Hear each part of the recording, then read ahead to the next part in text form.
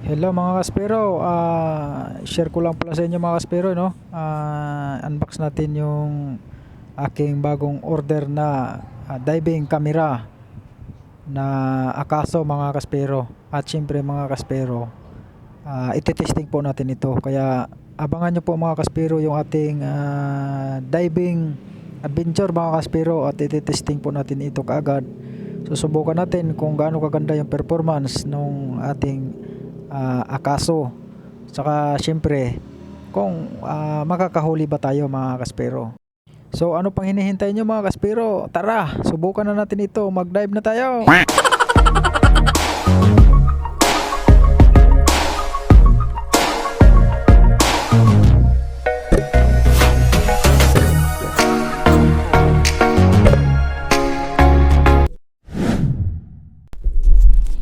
At dito mga kaspero sa aming unang dive ni Bayaw, ano?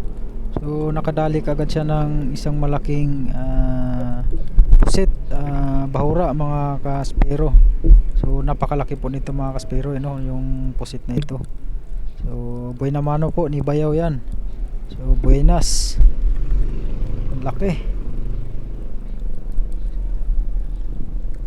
Tuwan-tuwa si Bayaw dyan, nakadali kagad ng ano ng malaking pusit. So ito naman mga kaspero, nakasalubong tayo dito ng isang grupo ng mga hito. So ang dami po nila mga kaspero, medyo malalaki na po sila. Tapos dito mga kaspero, so unang isda ko mga kaspero ay long nose emperor. So medyo pwede na ito mga kaspero kaysa sardinas. So mas malaki-laki na yan kaysa sardinas mga kaspero. At syempre napakasarap po niyan. So medyo malalim lang po mga kaspero yung tayo niya nung emperor na yun. At sa pangalawang titirahin natin mga kaspero itong maliit na pusit. So tingnan nyo mga kaspero kung ano mangyari dito. So sapul na sapul mga kaspero. Ang problema sa lakas ng ating pana, nakapunit yung pusit. So ayun, nakawala mga kaspero. So hindi na natin nakita yun at medyo may kalaliman po ang lugar na yun. So ito mga kaspero naman ay ganutan. So masarap din po yan mga kaspero pang ihaw o di kaya ginataan. So marami po dito yan sa amin mga kaspero. Wala lang ako lagayan. So pangalawang isda natin mga kaspero ay manitis.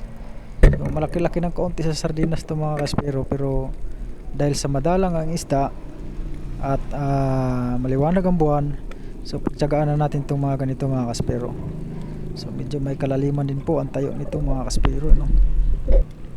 So at dito naman mga kaspero, nakakita tayo ng pugita. So lumipat tayo sa medyo mababaw dahil napakadalang talaga ng isda. So nakakita tayo dito ng pugita mga kaspero. At syempre pinana natin, pinatamaan kaagad natin sa pagitan ng mata. Kasi nandun po yung utak niyan mga kaspero. Namaan po yun. So namamatay po kaagad sila mga kaspero. Pag tinamaan po yun, panghinain po yan kaagad sila. Yan. Kaya hindi ko na kinakagat mga kaspero pagka mga ganyan. At solido naman, pulido naman yung tama ng ating pagkatira. So magre-reload ulit tayo dito mga kaspero at hanap ulit tayo ng ating tatargetin mga kaspero. So shoutout nga pala sa gumawa ng aking pana.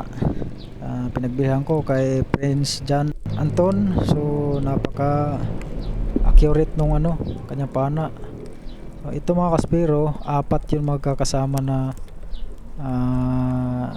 pusit, maliliit lang na mga pusit. So bumawas na rin tayo mga kaspero, kumuha na rin tayo pang ulam. At yung isang pusit na yun mga kaspero, napakailap. So, hindi po talaga nagpapalapit. So ito mga kaspero, dalagang bukid.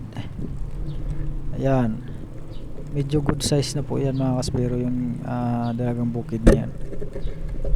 Kung marami lang sanang ganyan, kung malinaw lang yung tubig ng dagat, so makakadali siguro tayo sa bandang malalim pa niyan. Kaso napakalabo ng tubig, tapos maliwanag ang buwan, so napakadalang ng isda. Kaya ang tangi nating madadali nito pagka maliwanag ang buwan ay pusit at pugita. Swerte na rin kung may sumampa na mga bagulan o cuttlefish. So swerte na natin yun. So reload tayo ulit at hahanap tayo ulit ng panibagong target. Ayun, at nakakita tayo dito mga ka-spero ng katambak, yung napakailap na katambak. So pinanaan natin at muntik pang makapunit dahil isang tama sa may paligpig. So pinicture na natin mga ka-spero yung ating katambak. So medyo malaki-laki na rin yan mga ka-spero. Pwede na pang prito, pang sabaw.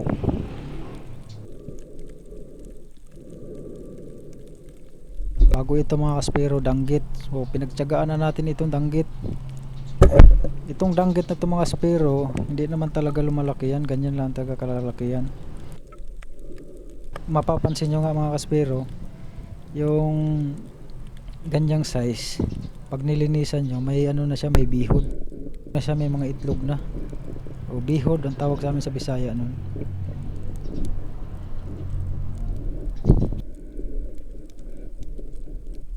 So reload ulit tayo at nakakita tayo ulit dito mga ka-spero ng isang pugita. Ayun, pangalawang pugita po natin ito mga ka-spero. Napakaamo at syempre papanain natin mga ka-spero, kaso tumaas ng kaunti mga ka-spero sa pagitan ng kanyang mata, kaya hindi natin napatay agad ito. Ang ginawa ko dyan mga ka-spero ay ginamit ko pa yung aking kutsilyo dyan para lang mapatay ko siya, dahil makapit po masyado mga ka-spero, o abala pag hindi mo napapatay agad. Yan, ayun, durog ka. So ayan mga ka-spero, patay na yan mga ka-spero.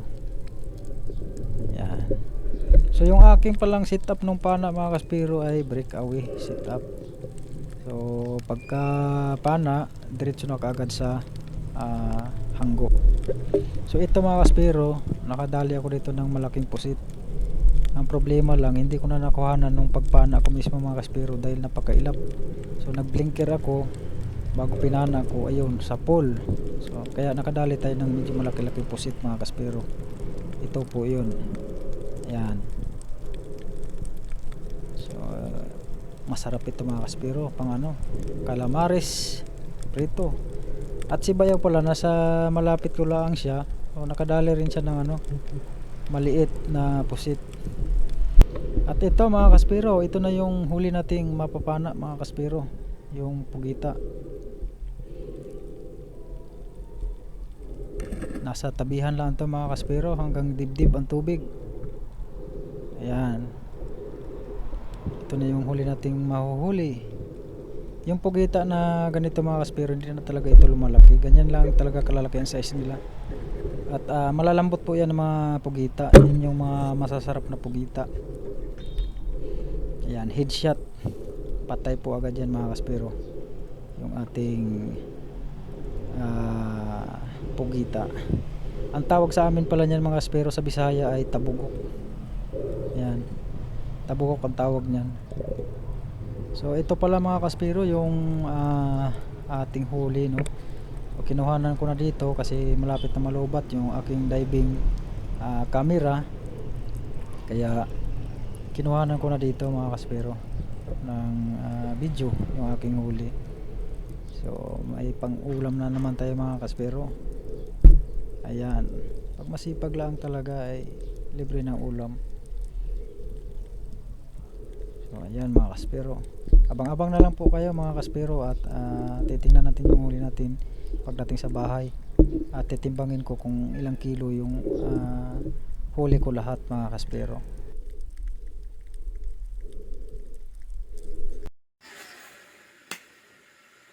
So welcome muli mga ka-spero, no? Kaahon lang natin mga ka-spero, galing tayong namana. So tinesting natin mga ka-spero yung ating Akaso Brave 7LA mga ka-spero. At Ito lang yung ating nadali kanina mga kaspero.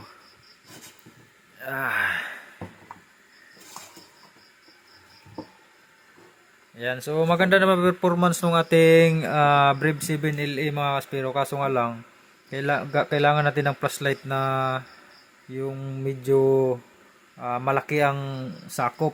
Tapos medyo hindi masyadong maputi yung liwanag. Ito kasing Leopard mga kaspero na gamit ko, masyadong maputi yung liwanag. Halos hindi na makita yung isda pag natutukan ng camera. So sa sunod, gagamitan natin siya ng ng ibang flashlight. So ito lang yung mga nahuli natin mga kaspero, no. So meron tayong malaking pusit. Yan. So nadali tayo ng isang malaking pusit. Anong ilap nito? Dalawang magkasama, isa lang ating nahuli. At sobrang ilap. Bago meron tayong dalagang bukid. Ayan, good size na yung dalagang bukid na to. Isang piraso lang din. Tapos meron tayong katambak. So mga ganito kalaki mga kaspero, mga good size na ito. Yan. Katambak. So ito, dinala na rin natin. Wala tayong pang ulam eh. Mas maigi na rin yan kaysa sardinas. Bago eri pa mga kaspero, yan. Snapper. Yun. Tapos meron tayong pusit, maliliit mga kaspero, yan. Itong maliliit na pusit na to mga kaspero, marami ito. So, kumuha na rin ako ng ganito dahil maigi na rin ito pang ulam. Dalawang subo na rin ito. Yan. Maliliit lang na pusit. Bago meron tayong isang danggit. Yan, danggit ito mga kaspero. So ganito lang talaga kalalaki mga danggit na ito mga kaspero. Hindi na ito lumalaki ng todo. Ito yung danggit sa batuhan. Ayan. Bago meron tayong isang hindi ko pa masyadong pamilyar na isda ito mga kaspero. Ito.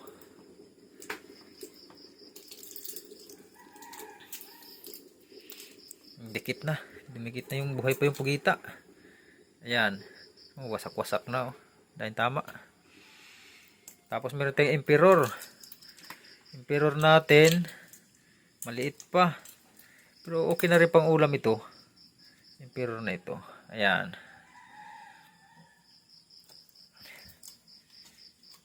Yun. Ang dikit na pugita na to. Ito, meron tayong pugita. Isa. Meron pang pusit. Dalawa. Pugita. Tatlong pirasong pugita.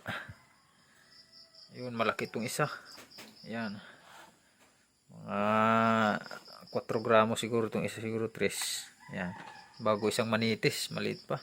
Pero dinala rin na rin natin kasi pang ulam. So titimbangin lang natin mga kaspero kung ilang kilo yung ating huli ngayon. So may 1 kilo naman siguro ito. Ayun.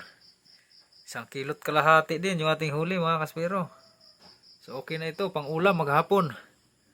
Yan, pugita at pusit. Bago meron tayong isda. Kadali pa rin tayo ng pang ulam. 1 kilot kalahati. So yun lang muna sa ngayon mga kaspero, no. Abangan nyo na lang po ang susunod pa nating mga diving adventure.